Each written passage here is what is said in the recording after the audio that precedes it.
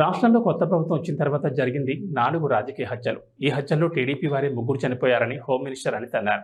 ఈ హత్యలు చేసింది వైసీపీ వాళ్ళు. రాష్ట్రంలో 36 హత్యలు జరిగాయని ఢిల్లీలో జగన్ అసత్యాలు చెప్పారు.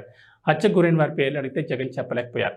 నేషనల్ మీడియా అడిగితే చెప్పలేకపోయారు. అసెంబ్లీకి వచ్చి హత్యకు గురైన 36 మంది పేర్లు చెప్పే దమ్ము జగన్కు లేదా? అసెంబ్లీకి వచ్చి అనకుండా ఢిల్లీలో మాట్లాడితే ఏం లాభం? రాష్ట్రానికి పెట్టుబడి రాకుండా జగన్ కుట్ర చేస్తున్నారని హోమ్ మినిస్టర్ అనిత అన్నారు. ఎందుకంటే పరిస్థితి ఏంటంటే ఇప్పుడు వైఎస్ఆర్సీపీ పార్టీ వాళ్ళు సానుభూతి పనుల మీద దాడులు జరుగుతున్న విషయం వాస్తవమేనా అని చెప్పి వాళ్ళే క్వశ్చన్ అడిగి ఈరోజు వాళ్ళే ఈ క్వశ్చన్కి సమాధానం తీసుకోవడానికి రాలేకపోవడం అన్నది చూస్తూ ఉంటే అక్కడే వాళ్ళ తాలూకా డొల్లతనం అనేది చాలా క్లియర్గా కనిపిస్తుంది అధ్యక్ష. ఎందుకంటే అధ్యక్ష, ఉత్తరాంధ్రలోని ఒక సామెత ఉంటుంది అధ్యక్ష, అది ఇక్కడ చెప్పొచ్చో చెప్పకూడదో తెలియదు కానీ తప్పైతే క్షమించండి, తప్పైతే రికార్డులను తొలగించండి, తప్పు కాకపోతే మాత్రం ఉంచండి అధ్యక్ష. మొగుడిని కొట్టి మొగసాలు ఎక్కిందట ఇలా మాట్లాడతారు అధ్యక్ష ఉత్తరాంధ్రలోని కూడా. ఎందుకంటే కొట్టేసి ఎక్కడ దాక్కుంటారనమాట. వీళ్ళ పరిస్థితి ఎలా ఉందంటే అధికారం కోల్పోయి 11 సీట్లకే పరిమితం అయినప్పటికీ కూడా తిరిగి వచ్చి టీడీపీ కార్యకర్తల మీదే దౌర్జన్యాలు చేసి టీడీపీ కార్యకర్తలని చంపి మళ్ళా పైగా వాళ్ళ మీద ఏవో దాడులు జరిగిపోతున్నాయి, వాళ్ళ తాలూకా వాళ్ళు ఎవరు చంపేస్తున్నారని చెప్పి ఇక్కడెక్కడా ప్లేస్ లేనట్టుగా ధర్నా చేయడానికి ఢిల్లీ నడివీధుల్లో వెళ్ళి కూర్చొని మేము ధర్నా చేస్తామన్నా 11 మందితో వెళ్ళి కూర్చొని ధర్నా చేయడం అన్నది చూస్తూ ఉంటే చాలా విడ్డూరంగా అనిపిస్తుంది అధ్యక్ష.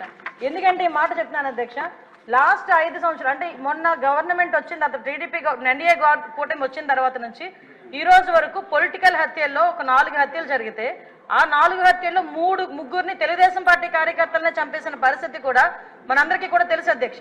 ఈ విషయాన్ని కూడా చాలా క్లియర్ గా మేమందరం కూడా ప్రెస్ లో కూడా చెప్పడం జరిగింది. విత్ క్రైమ్ నెంబర్స్ నేనైతే ఇవ్వడం జరిగింది అధ్యక్ష. ఇవన్నీ పక్కన పెడితే ఇప్పటికీ కూడా చాలా మంది తెలుగుదేశం పార్టీ కార్యకర్తల మీద వైఎస్ఆర్సీపీ నాయకులు సోషల్ మీడియాలో దాడి చేస్తున్నారు, వ్యక్తిగతంగా దాడులు చేస్తున్నారు, వాళ్ళ ఆస్తుల మీద దాడులు చేస్తున్నారు.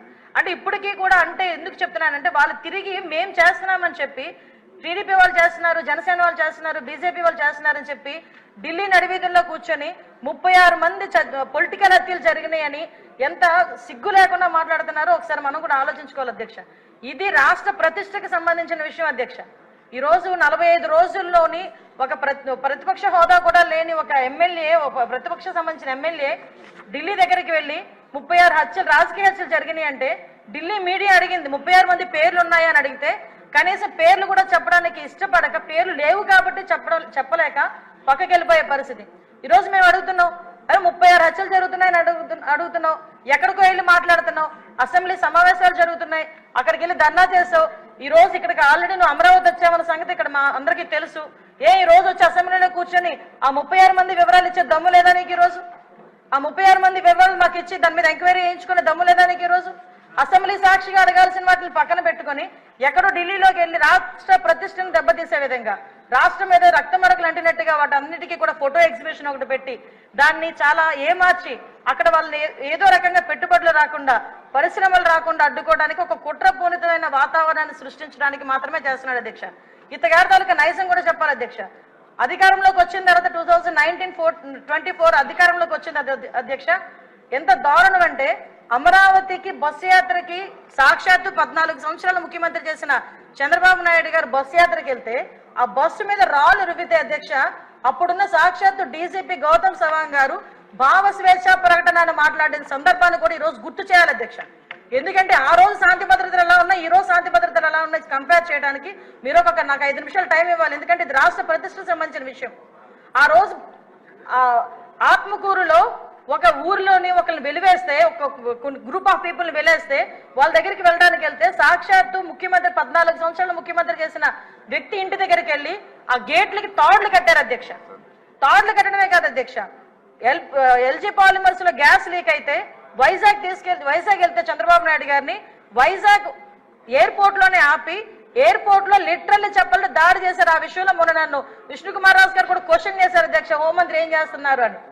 గుడ్లు విసరడానికి, అతని టమోటాలు విసరడానికి, ఆఖరికి అక్కడ నుంచి కనీసం బయటికి రానివ్వకుండా కూడా చేసిన పరిస్థితి కూడా కనిపించింది అధ్యక్ష. వీళ్ళు ఈ రోజు శాంతి భద్రతల గురించి మాట్లాడుతున్నారు అధ్యక్ష. ఇదే పవన్ కళ్యాణ్ గారు ఆ రోజు మన అమరావతి రైతుల గురించి అక్కడికి పాదయాత్ర కింద వెళ్తే ముళ్ళ కంచెలు అడ్డుగా వేశారు అధ్యక్ష. ముళ్ళ కంచెలు దాటుకొని పక్కకు తీసుకొని వెళ్ళిన పరిస్థితి. వైజాగ్ వెళ్తే వైజాగ్ రానివ్వకుండా నగర బహిష్కరణ చేశారు.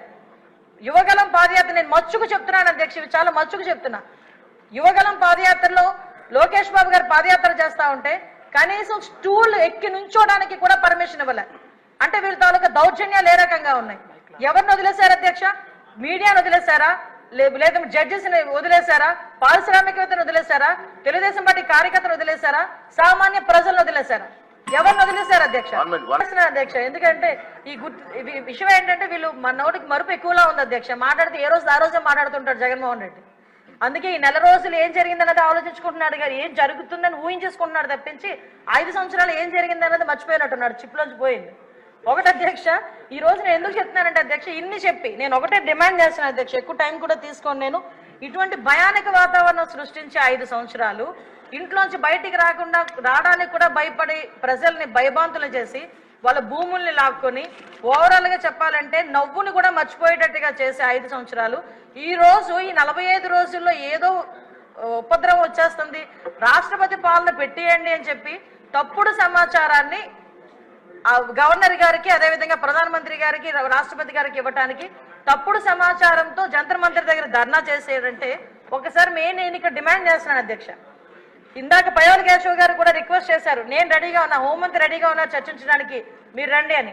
నేను ఇన్వైట్ చేస్తున్నా మళ్ళా పులివెందుల ఎమ్మెల్యే గారిని, రెండు ఒకసారి మీరు ఎమ్మెల్యే కదా, అసెంబ్లీ సమావేశాలు జరుగుతున్నాయి కదా, 36 హత్యలు అని చెప్పారు కదా, ఒక హోంశాఖ మంత్రిగా నేను రిక్వెస్ట్ చేస్తున్నా మిమ్మల్ని రెండు ఒకసారి చర్చించుకుందాం. 36 మంది పేర్లు ఎవరైతే ఇవ్వండి, ఆ పేర్లు డీటెయిల్స్ ఇవ్వండి. ఆ డీటెయిల్స్ ఇస్తే నేను మా డిపార్ట్మెంట్ వాళ్ళకి పంపించుకొని వాళ్ళ మీద యాక్షన్ తీసుకుంటాం, ఫర్దర్ గా జరగకుండా చూసుకునే కార్యాచరణ చేస్తాం. అలాగని తప్పుడు సమాచారం ఇచ్చినట్టు దానికి తేలితే మేము ఏ చర్యలు తీసుకున్నా కూడా మీరు కూడా యాక్సెప్ట్ చేయాలి. దానికి యాక్సెప్ట్ చేసే ఉద్దేశం ఉంటే డెఫినెట్ గా మీరు మాకు చెప్పండి. అంటే ఈ రాష్ట్ర ప్రతిష్టను దెబ్బతినడానికి ఏదో రకంగా చంద్రబాబు నాయుడు గారి మీద, ఎన్డీఏ కూటమి మీద, పవన్ కళ్యాణ్ గారి మీద, లోకేష్ గారి మీద బురద చల్లడానికి మాట్లాడితే లోకేష్ బాబు గారి చేతిలో రెడ్ బుక్ ఉంది అంటారు. అరే రెడ్ బుక్ గురించి నీ కార్యకర్తలే పట్టించుకోవట్లేదు, నీకు మాత్రం నిద్ర రావట్లేనట్టుంది రెడ్ బుక్ గురించి ఆలోచించుకుంటా ఉంటే. విషయం ఏంటంటే ఆ రెడ్ బుక్ అనేది అవినీతి చేసిన వాళ్ళు, తప్పుడు పనులు చేసిన వాళ్ళ గురించి. ఈరోజు భుజాలు తడుముకుంటున్నారు, నాకు అర్థం కావట్లే. దయచేసి ఒకటే చెప్తున్నాను అధ్యక్ష, ఇటువంటి చవకబారు ఆరోపణలు గవర్నమెంట్ మీద చేసి చవకబారు ప్రశ్నలు వేసి రాష్ట్ర ప్రతిష్టను దెబ్బతీయకుండా ఉండే పరిస్థితి పులివెందుల ఎమ్మెల్యేకి రావాలని మనస్ఫూర్తిగా కోరుకుంటూ సెలవు తీసుకుంటాను అధ్యక్ష.